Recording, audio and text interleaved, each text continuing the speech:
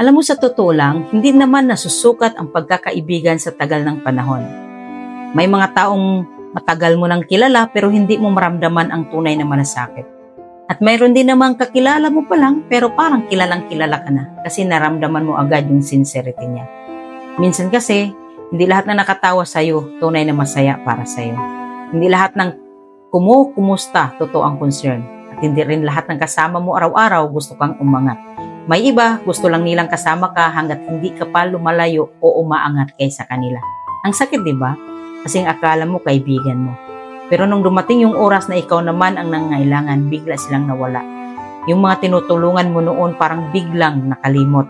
At yung mga pinagtatanggol mo noon, sila pa minsan yung unang naninira sa'yo. Pero alam mo, ganun talaga ang buhay. Lahat ng tao may kanya-kanyang hangganan.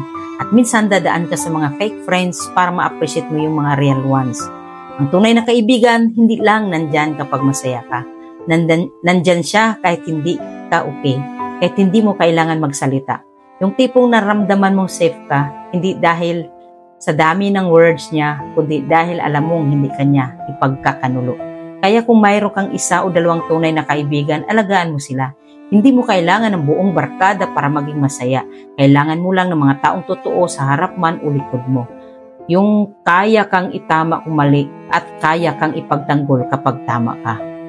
Kasi sa huli, hindi naman importante kung gaano karami ang kaibigan mo sa Facebook o sa GC. Ang mahalaga, sino yung pipiliing manatili kapag wala ka nang maibigay. Sino yung mag-aabot ng kamay kapag lahat ay nagbitaw.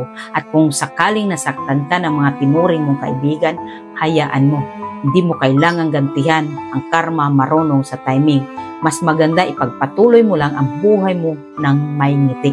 At gamitin mo yung sakit bilang aral na hindi lahat ng kasama mo ay kakampi mo. Pero lahat ng mawala, may kapalit na mas totoo. Sa dulo, hindi mo kailangan hanapin ang maraming kaibigan. Hanapin mo lang yung mga taong totoo sa iyo kahit wala ka ng kinang, kahit hindi ka perpekto, at kahit hindi ka na kapaki-pakinabang. Yan ang tunay na pagkakaibigan.